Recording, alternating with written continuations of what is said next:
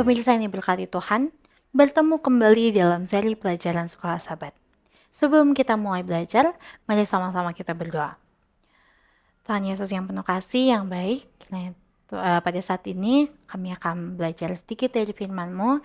Kiranya Tuhan memberkati kami, memberikan Roh Kudus-Mu pada kami semua, supaya kami dapat memahami pelajaran Sekolah Sabat kami hari ini.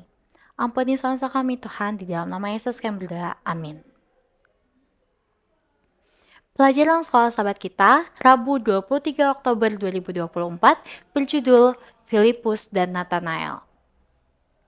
Saudara-saudaraku, kita dapat membaca dalam Yohanes 1 ayat 43-46.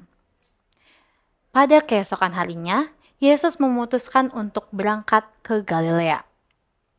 Ia bertemu dengan Filipus dan berkata kepadanya, "Ikutlah aku." Filipus itu berasal dari Betsaida, kota Andreas dan Petrus. Filipus bertemu dengan Nathanael dan berkata kepadanya, "Kami telah menemukan dia yang disebut oleh Musa dalam kitab Taurat, dan oleh para nabi, yaitu Yesus, anak Yusuf dari Nazaret." Kata Nathanael kepadanya, "Mungkinkah sesuatu yang baik datang dari Nazaret? Apakah yang telah dinyatakan oleh pekabaran Filipus tentang imannya kepada Yesus?" Filipus berasal dari Betsaida, seperti halnya Andreas dan Petrus. Ia bertemu dengan sahabatnya Nathanael dan menceritakan tentang Yesus kepadanya. Yohanes Pembaptis menyebut Yesus sebagai anak domba Allah. Andreas telah mengatakan kepada Petrus bahwa ia telah menemukan Mesias. Tetapi Filipus menyebut Yesus sebagai dia yang ditulis oleh Musa dan para nabi dan menambahkan namanya Yesus dari Nazaret. Penyebutan tentang Nazaret memicu reaksi yang tajam dari temannya. Nathanael tampaknya berprasangka buruk terhadap kota kecil Nazaret. Tentunya, seorang raja tidak akan datang dari lokasi yang terpencil. Prasangka dengan mudah membutakan mata untuk melihat orang lain sebagaimana adanya.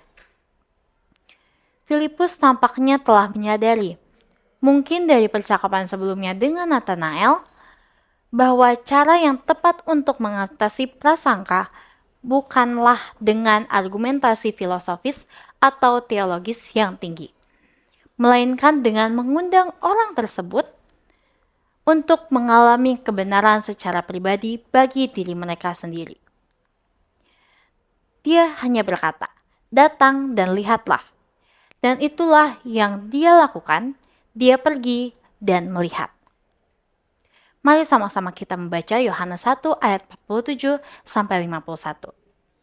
Kata Filipus kepadanya, "Mari dan lihatlah." Yesus melihat Nathanael datang kepadanya, lalu berkata tentang dia, "Lihat, inilah seorang Israel sejati, tidak ada kepalsuan di dalamnya." Kata Nathanael kepadanya, "Bagaimana engkau mengenal aku?" Jawab Yesus kepadanya, "Sebelum Filipus memanggil engkau, aku telah melihat engkau di bawah pohon ara." Kata Nathanael kepadanya, "Rabi, engkau anak Allah, engkau raja orang Israel." Yesus menjawab, katanya, "Karena aku berkata kepadamu, aku melihat engkau di bawah pohon ara, maka engkau percaya?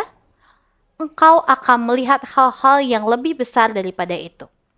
Lalu kata Yesus kepadanya, "Aku berkata kepadamu, sesungguhnya engkau akan melihat langit terbuka dan malaikat-malaikat Allah turun naik kepada Anak Manusia."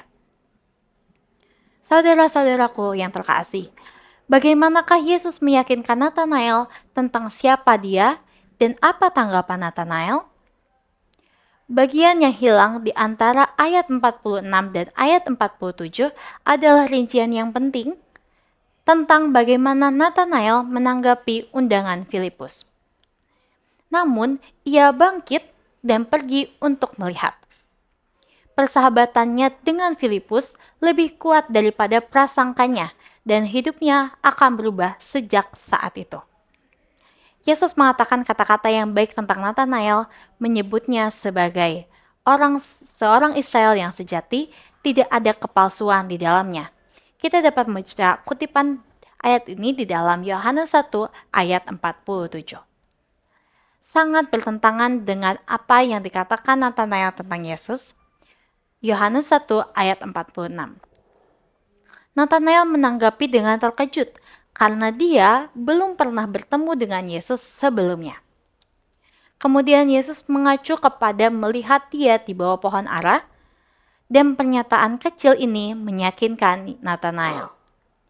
Yesus dengan wawasan ilahi telah melihat Nathanael sedang berdoa, menyelidiki kebenaran di bawah pohon itu.